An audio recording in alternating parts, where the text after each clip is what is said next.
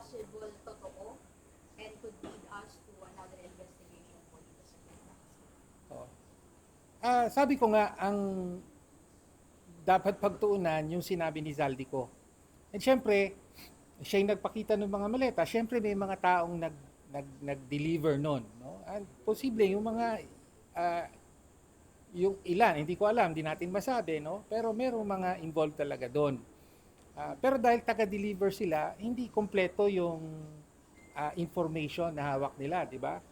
Ah, Most likely, yung hindi sila nagdala directly doon sa ah, talagang pagbibigyan. So, may limitations yung magiging testimonya nila, no? Kaya lang nahawakan sila ng grupong ito tapos gusto gamitin para wasakin yung kredibilidad ng mga kaaway nila sa politika. Kaya ganyan na nangyayari, no? Yung maaring may katotohanan yung nalalaman at information ng 18 Marines, pero bahagya lang ito at ginagamit pa sa politika. Kaya ngayon, adjustable na, negotiable.